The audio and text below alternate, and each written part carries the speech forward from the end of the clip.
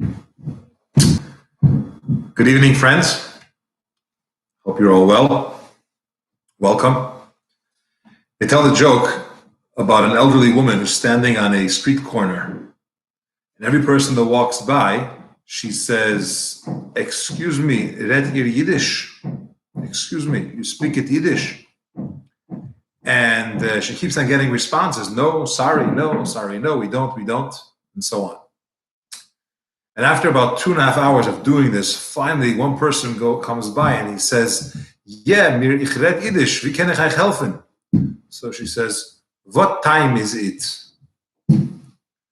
That's Yiddish for her. There are many things that are typical, that every human does, hopefully. But in Judaism, there's a special way how it's supposed to be done. Some of them are customs and traditions. Some of them are actually laws. Some of them have Kabbalistic meanings behind them. But I'm going to share some of them the way it is in the summary of Code of Jewish Law. And today we're going to talk about getting dressed, the proper way of getting dressed and undressed. So we touched briefly yesterday evening about the concept of being modest. And what that means is that even when you're in your own room with, so to speak, yourself, there's still a proper way of conduct. A person should not just disclothe and be not modest, even though technically there's no human being around. How much more so when there are other human beings around. I think it's especially important today when we're spending a lot of time at home. I, for one, am not wearing a tie as I usually do. And there are other things that people are more lax about. And it's great to keep in mind that we have this concept and this law in Shulchan Aruch, in the Code of Jewish Law, which emphasizes the importance of having a conduct of modesty even when no one else is around. And what he says there is when a person is undressing his clothing, which will uncover his skin, the actual body, he should be careful not to reveal his entire body. Go under the blanket, cover yourself, and then you'll do it. Don't say, I'm in a private room, I'm only myself, it's who sees me, it's dark, etc. Because Hashem, as we know, fills up the whole world. He's everywhere. And modesty, and when a person has that sense of not being bashful and so on, brings a person to a sense of humility and a deeper connection to Hashem. So in general, our attitude is be modest. We don't follow in the ways of the idol worshipers. And don't try to be like an idol worshiper. Not in the way that you dress, and not in the way that you walk. I'm sorry, not in the way of your hair. There are certain haircuts, for example, that priests have. It's a religious type of haircut, not Jewish religious, but other religions, which consists of shaving off their sideburns to make it all equal all around. Now, I'm having a hard time going to a dentist, to a barber now because of COVID. But normally, when we get a haircut, we make sure that the payas, we keep our sideburns here. You could make it a little bit less, thinner, but you don't shave it off completely. Because it's a biblical prohibition. But one of the explanations for that is because idol worshipers, that's one of the things that they do, is shave off the sides of their head. They don't leave sideburns. So it's important that the way we dress should not be the way idol worshipers dress, and we don't get hairstyles the way they do. And this is all because we shouldn't follow their way of behavior. We shouldn't act in their method and their lifestyle. Okay? Not only that, but even something as simple as your shoelace. If let's assume there's some religion in some area of the world that they have a specific way how they tie their shoes, they have a specific way how to do certain stuff, it's important that you don't try to mimic them. Now, it's not our business to try to find out what everyone else does and every other religion does. But if you live in a place, and this is common practice, the example I brought was haircuts, then make sure that you don't do it the way they do. For example, there was a time in history when it was normal, it was standard that idol worshippers had red shoelaces. and Jewish people had black shoelaces. Don't change it to try to be like them. Okay, there was actually a reason for the black. The black was because you didn't want to be flashy and stick out in a certain way. But regardless of the reason, today there's nothing wrong with a red shoelace. But there are certain times in history or certain locations in the world where a color of your garment represents something. And you need to be careful what you wear, why you're wearing it, and what else it has, the implications that it has. Okay? For example, if purple was something which was and this is an example that he brings here, if purple was the common dress of idolatry serving people, then it would be a problem for us to do it. We stand separate, we are different than idol worshippers in that sense, not just in what we believe and what we worship, but also in the way we dress. In addition to that, something which is perhaps more practical to us today because we're not around idol worshippers, most of us, don't wear very, very expensive clothing. There are certain clothing which are very expensive. They're very showy. I don't mean brand names. I don't mean something which is a little bit nicer. A person, as we'll see, should dress properly and clean and nice, but you don't have to wear what would be the equivalent back then to clothings of royalty. They have very, very expensive type of gowns back in the day when they were wearing gowns, or really, really pricey suits, something which, when you see it, it's royalty. This doesn't belong to regular people. At the same time, don't wear rags. Jewish law prohibits going around with dirty clothes. And the reason is because you don't want, and you shouldn't, embarrass yourself in front of other people. What you should have is middle of the way clothing. Wear good clothes, clean clothes, quality clothes. Don't wear rags, don't wear shmatis, don't wear dirty clothes. But at the same time, you don't have to have the most expensive, most stylish type of clothing right away, because that leads a person to some kind of arrogance, a little bit too much pride, haughtiness, and so on. Now, get the following. A person, says the Talmud, should rather sell the beams of his house and get shoes for his feet. Meaning, there are special ways that you should dress. There's normal ways of dressing, like shoes, for example. And don't take it lightly. Don't walk around with shmatis. Don't say, shoes, who needs it, I'll be okay. My feet will get used to it after a while. And again, I'm not talking about a place in the world where shoes is not worn or a time in history where it wasn't common.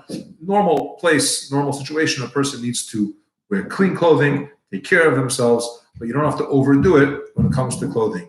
Obviously, it's a gray area. There's some vagueness involved, what it means overdoing it and what it means very expensive clothing. But let's suffice it to say that there is a middle path where it's clean, it's good, it's quality, it's nice. Do that. You don't have to wear royal garments. Now, in Torah, we find that the right side, literally our right side, is prominent, is special. Where do you find this? You find in the Mishkan, in the tabernacle, when the high priests and the priests were representing the Jewish people and serving in the temple, so they started with their right hand. Many different things the Torah says to do. It tells us to do it with the right. Another example of that is, heaven forbid, if someone has to do the mitzvah of chalitza.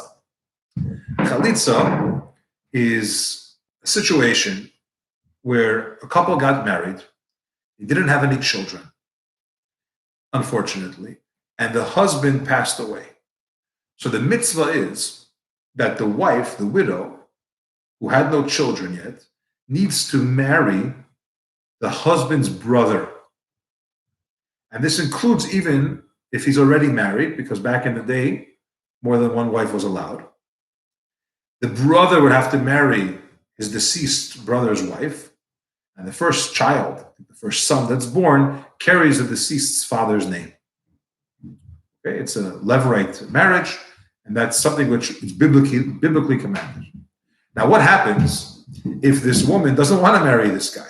She doesn't like him, or she doesn't want it for whatever reason. She's not interested. So then there's a process called chalitza. And chalitza process, it's a declaration that happens in front of the Beis Din, in front of the Jewish court. And she wears a special shoe, and this shoe gets removed from her. And there's a spit that happens, and woe or shame is onto this man who doesn't want to build his brother's name. Today, Yibum, the first option of marrying the deceased brother's wife, is the widow marrying the deceased the deceased husband's brother. That's not done at all. And chalitza is always done. They do this process. Very sad, ties without any children. There's a brother involved, and so on. But again, chalitza is done. They don't go through this process of marrying the married brother. However, when Torah talks about the procedure, it talks about using the right hand. So you find this in serving in the temple. You find this in other procedures that Torah tells us about. Right takes prominence. Right comes first. Our right side carries a certain specialty. And by the way, when you are a lefty, it gets switched. So your left side is your prominent, your strong side. Therefore, when you get dressed, you should first do the right side, and not just getting dressed in general, but we're talking here in the context of getting dressed. Your right side comes first. You put on the right sleeve first, the right pant first, etc. When you put on shoes, you should tie the left shoe first. And when you take off your shoes, you should take off the left shoe first, and then the right. It's respect for the right side when you tie the left shoe first, and you take off the left one, the one first. Now, whenever it comes to tying, left comes first. You find this by tefillin. Tefillin goes on our left hand, unless you're a lefty, it goes on your right hand. But for a righty, your tefillin goes on your left hand. So to bring that out, when we tie shoes, when we tie boots, etc., left goes first. But in general, everything else you put the right side first. I want to share with you a story. There was a fellow who was on a train, subway in New York, and someone walks over to him. And he says, "Hey, how are you? How are you doing? I haven't seen you. Must have been 25 years. How have you been?" He's like, "Do I know you?" He said, "Yeah, what do you mean you don't know me? You were my teacher in Sunday school." Yeah, in New York, in the Sunday school, you were my teacher. He's like, I was never a teacher in the Sunday school. You have a mistake. No, I know you. Your name is David, right? He says, "Yeah, my name is David. How do you know?" He says, Yeah. I can tell you how I know. One day you were teaching us, and you taught us these laws about how you should put on your shoes the Jewish way. You put on your right shoe first, and then your left shoe. You tie your left shoe first, and then you tie the right shoe. And then when you take it off, you take the left shoe off first, and then the right shoe. Okay, that's what you taught us. Now, we were not an observant group of kids. We were coming to Sunday school because we were forced. Our parents made us go. We didn't want to be there, he says. But this was something which I figured I could do this. It doesn't take any time. I get dressed anyways. So since you told us, I started putting on my right shoe first and then my left shoe. Anyways, Sunday school finished. I had my bar mitzvah. I never stepped foot there again, he says. And I went on to high school and to college. I got involved with some things in my life. And I basically decided to leave any connection to Judaism. And it was something which had to happen. I was going to express my separation from Jewish life, the little bit that I was involved in. And just before it was about to happen, I was putting on my shoes that morning. And I thought to myself, why do I do the right shoe first and then the left shoe? I'm doing this for years, only because that's what my teacher told me. So I'm doing this Jewish thing without even thinking much about it. I put my right shoe on first and my left shoe. I tie the left shoe first and then the right shoe. I take off the left first and then the right. This is interesting. I'm doing this for so long. That means I really care about my Judaism. And he got to thinking, and in the end, he changed his plans. And he decided, I want to get more involved in Jewish life. I left to a yeshiva somewhere for beginners. I started learning. And now I have a family and we're observant and so on. So this David on the subway is listening to his student. And he says, you know something? I was not a teacher in Sunday school. One day of my life, I was a substitute. And I called the teacher that I was substituting for, who had no time to really tell me what to do and explain to me all these things, etc. But he told me, just teach them anything. So whatever emergency was, I last minute got the substitute position. I ran in there. I took out the first book on the shelf. I opened it up, and it said, how you get dressed in the morning. That's what we learned that day. And I felt so guilty after that I had the opportunity to learn with these children. And instead of teaching them about holidays, instead of teaching them about belief in God, instead of teaching them about 10 Commandments, I'm talking about how Jewish people get dressed. And I felt really bad about it. I felt that I failed. I felt that I messed up the opportunity. And I'm so glad you're telling me this story, because now I understand that you took this. It was relatively easy to do. None of your friends in camp or in trips or in school or ever or in any locker room ever made fun of you. And this way you were able to do that. So it's just a beautiful story that shows us how a person is the way you dress seems routine, but there's a Jewish way of doing things, and it'll connect you when you start your day. You'll do something Jewish in some manner which you do anyways, and that could become routine and so on. But what we're discussing here is the right side. Right side is important. We do it. We put on the right shoe first, the right side first, and in general, right gets this prominent position. Interesting law. A person should be really careful not to put on two garments at the same time. Okay, it's easier for you to put your shirt and your sweater on together. Don't do it, because it's kasha l'shikcha. A person could forget things that you've learned.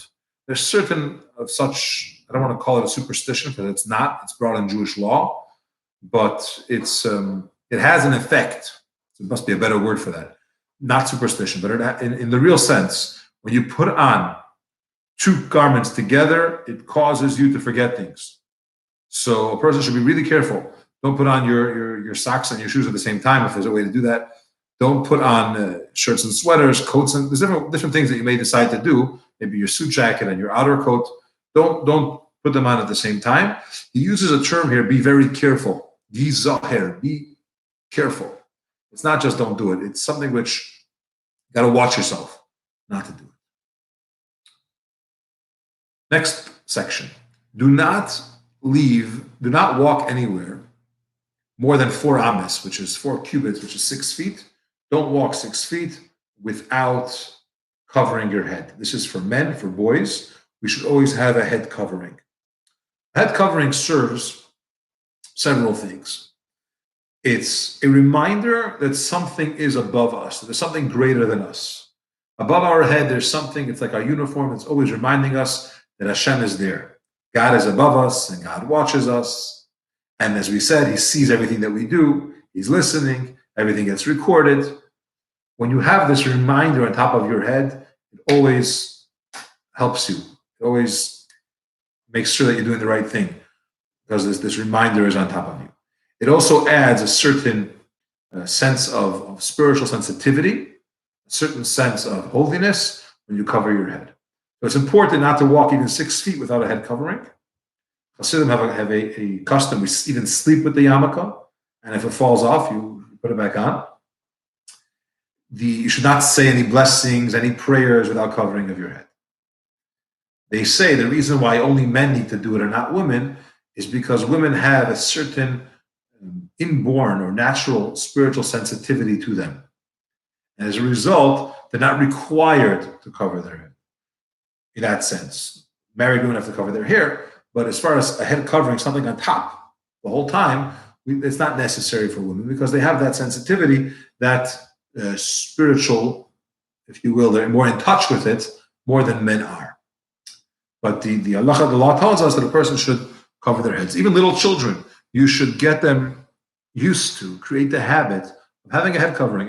Let me tell you, you get used to it and you don't think about it. And actually, when it falls off in the middle of your sleep, you even wake up because something's off. It's not a very difficult thing to do once you get into the habit. So he says it's important to get even little children into that habit because it helps them to have fear of heaven. It helps them to have that sensitivity, that respect, that awe for God Himself. A person is not allowed to walk around with a head up in the air, meaning you walk around like this. I'm in charge of the world. I'm the greatest. That arrogance is something which is prohibited. However, at the same time, don't bend the head down too much and be somehow separate from the world, oblivious to your surroundings. So don't be extreme where you walk around with your nose up, but at the same time, don't go too much in the other way. And this is a great place to mention the golden middle. It's very important that a person should have a balance, a middle ground. When it comes to things like not being arrogant or not being or being humble, you don't overdo it in any direction. The golden middle, which the Rambam talks about it, Maimonides talks about, the balanced way, the proper way to live your life. Don't be overly generous. Don't be overly stingy. Be somewhere in the middle. Don't be overly proud, but don't be a shmata and treat yourself as if you're nothing. You have to have that middle ground in everything that you do, balance, and a proper way to do it. You should also see the way that you walk, because the way a person walks, literally the way they walk, you could tell if they're wise, if they're knowledgeable, or if they're a fool and an ignoramus. Okay? The wisest of all men, King Solomon, said that when a fool walks, you could tell that he's a fool. You could see on him that he's a fool. He lets everyone know that he's a fool. Okay? Certain people, they have this mishagas that they're trying to space out how big each step is. And they think it's some kind of elegant way of walking, and they're paying a lot of attention to that. And that's one example of that. You have a proper way of walking, a proper way of taking your steps, head not too up in the air, head not too down. See the people in front of you, interact, be aware of your surroundings. A person should be careful. A man should not walk in between two women, and a woman should not walk in between two men, unless it's a immediate relative. Man between women, women between men. In addition, a man should not walk, or a woman should not walk in between two dogs or in between two pigs. And vice versa, a pig should not go in between two people, men or women, and a dog should not go in between two men or women. That's a Jewish law. Don't ask me why, because I don't know why. Always wondered about it, but this is what the halacha tells us about this concept. You're talking about the middle ground. I want to share with you something, a conversation that we had recently about the idea of competition. You have two schools of thought. You have the type of person who feels that life is scarce. There's a limited amount of stuff available. There's a limited amount of opportunity available. And you have to get your piece of the pie, or else you're going to miss out. You need to get whatever you can, because if you don't, it won't be available. If the other person gets it before you, then you'll be missing it. This plays out in social circles. This plays out in business. This plays out in family. This plays out in so many parts of life. Some people have a scarce mentality, and they're afraid that if I don't get to do that, or if I don't get to eat that, or if I don't get to experience that, somehow someone else will get it before me and I'm going to miss out. And as a result of that, they are constantly hoarding or pulling back, or trying to get something before someone else gets it, not because they need it or want it or have any reason for it, but because they don't want the other person to get it, and I may lose as a result. That's one school of thought, and it's a problem. The other way of thinking of life, and in general, all these experiences, is a large mindset, an abundance attitude. There's plenty to go around. We're not dealing with a scarce opportunity, but you have. I just want to answer this comment. Hi, Zeni. You're saying that it is superstitious. Nothing wrong to say that. It's not offensive at all. As I said, I don't know why. What the reason behind this is. This is considered to be. This is a code of Jewish law, so we take it very seriously. But I understand you very much. I get it. It's definitely a superstitious concept. what Zen is referring to is the idea of not putting on two clothes at the same time, right? That you can forget things. And it's something which we're careful about. Maybe you meant walking between two dogs or two dogs walking between two people. You know what? I will do a little research. Some of the greatest Jewish libraries today, and we'll get back to this point in a second, but some of the greatest digital libraries today, which usually are very expensive to access with COVID-19, they are completely free. So there's many, many books which I don't have access to usually are available. I'm going to look into a little bit and try to see what's the reason, if any, that's given for not putting on two clothes at the same time, because it leads to forgetting, or that's wearing two garments, or walking between two men, or men walking between two women, or humans walking between two pigs or two dogs, and vice versa. I'll try to do some research and I'll share some of these explanations. But thanks for asking. And anyone, please, if you're on Facebook or you're on YouTube, these are the two sides. I keep moving my head because Facebook is here, YouTube is here. Wherever you're watching, please feel free to ask questions. If you're watching this on the replay, you're more than welcome to comment and ask. But then you have the type of person that's not scarce mentality. It's not afraid of losing. It's not afraid of missing out. But they have an abundance mentality. There's plenty to go around. There's opportunity for everyone. Let's talk about it in business. If someone else does well, you don't feel that you lost the potential. If someone else is doing really great, you don't feel that somehow you're going to get less. And the result of that attitude is very much, in Yiddish they say fargin. You're happy. In Hebrew they say lifargen. You're very happy, or in Russian they say imun nijalka. He's happy for the other person to be successful. He's happy for the other person to have. When you go with an abundance attitude, when you go with an approach, there's so much available, there's so much opportunity, and yes, so much toilet paper today, and so much hand sanitizer, whatever is needed, God will provide. You don't have that scarce mentality, grab. You're much happier in life. You're happy for the other person. You can genuinely rejoice in someone else's success, in someone else's achievements.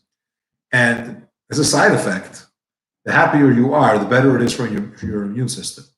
So all around, it's just a very, very good idea to take. And if you find yourself falling into that trap of, oh my gosh, I'm missing out, or how do they manage, or how come they have it so fill in the blank, remind yourself that having a positive mentality and a large attitude, and not looking at things that are about to run out, and whatever that is, opportunity or possessions or stuff, you will be much, much happier.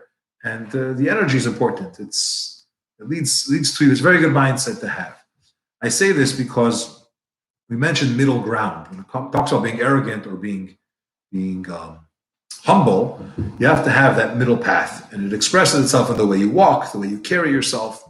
It's bad to be a big shot, have too much of an ego, but at the same time, it's not good to be overly humble and have zero pride, and not to stand up for anything that you believe in, and not to have some sense of leadership or responsibility, or that you matter. And when we talk about this balance, it's important to bring out another element, and that is the large mentality, the feeling that things are not about to end. Life's not coming, world's not crushing now. Life's not coming to an end.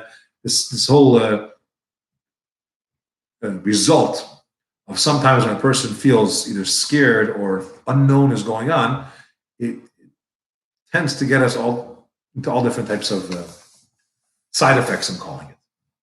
Let's continue. The next section of the Code of Jewish Law talks about going to the bathroom and the blessing that's said after one goes to the bathroom. The blessing that we say after using the bathroom has to be said outside of the bathroom. And it's a very special blessing about health. It's thanking Hashem for health. And there are many, many sources which tell us that if you're careful about this blessing, you can find it at the beginning of any prayer book. It's called Asher Yatzar. If you're careful about this blessing, it's a source of receiving good health.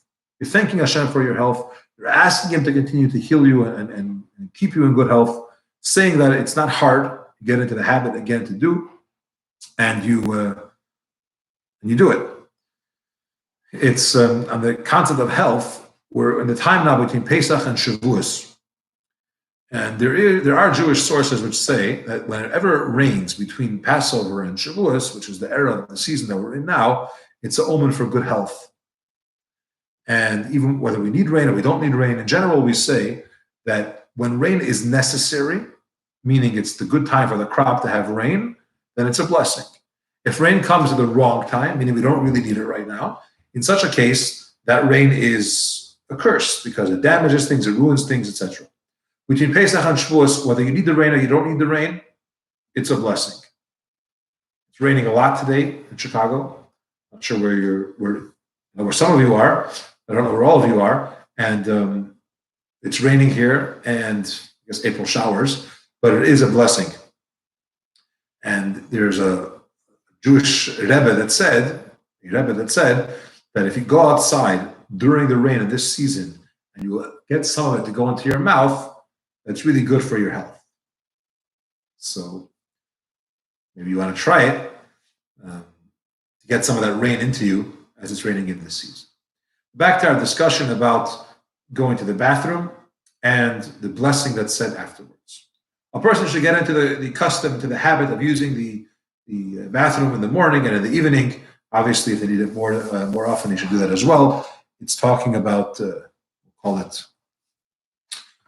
call it, what's the nice way to say number two in an adult manner? But a person should get into the habit in the morning and the evening, is what Jewish law tells us. If you hold yourself in, it's biblically prohibited. A person that needs to use the bathroom should use the bathroom. However, if you're not in a proper place and you can't do it in a clean manner, remember this is before public plumbing, etc., or indoor plumbing, so you should wait until it's appropriate for you to do it. But remember that holding yourself in is not a good idea, not something that should be done. It also could lead to problems with childbearing potentially and so on. So a person should be very careful not to, as Jewish law says, hold yourself in if you need to use the bathroom. We spoke about modesty, and modesty applies even in the bathroom as well. A person should behave in a modest way in how much he uncovers from himself and so on. He says, be careful about this during the day and during the night. And it's something which you should be careful about because, again, being modest leads you to other good habits. It leads to certain sensitivities and attitudes. When a person is modest and appropriate in his dealings, even when he's in the privacy of his own home, even, let alone with other people, but even when there's nobody around, it leads to a lot of other things, a lot of refinement, which really should exist. In a bathroom, a person is not allowed to think words of Torah. You're not allowed to say words of Torah. You're not allowed to say prayers. You definitely can't listen, and you can't think Torah concepts in a bathroom. Now, we don't want to have any negative thoughts, any bad thoughts. So a person should think about financial issues, numbers, for example, your business dealings, your budgets, or whatever else is going through your mind. That's what you should focus on then, says the Code of Jewish Law. On Shabbos, when you shouldn't be thinking about monetary issues and financial calculations, then think about wondrous things that you've seen, buildings or things of nature, occupy your mind. But to think words of Torah and Jewish concepts is inappropriate to do so in a bathroom. Every time a person uses the bathroom, regardless of the details, a person should say the blessing of Asher Yotzar. And if he forgot and he went to the bathroom again, or she forgot, went to the bathroom again, you only say Asher Yotzar once. You can't make up for the time that you missed. And if someone has a stomach condition, have a certain pain or whatever that's causing them to have to use the bathroom a lot, then they expect to be going again and again, they should only say the blessing one time. We're very careful when it comes to saying Hashem's name, God's name in vain, not to say it if it's not needed. And although it's a very good thing, it's a holy thing, you're making a blessing, you're thanking Hashem, and it's really good, but don't say it extra times, you're not allowed to say God's name in vain. So if a person has some kind of condition and he expects to, God forbid, nobody should have anything like this, but if he expects to have to go to the bathroom multiple times, he should make that blessing of Asher Yatzar when he is completed fully. Friends, I encourage you, ask questions, post comments, thank, share, like, and I look forward to learning again tomorrow. A wonderful day, a good evening rather, and be happy.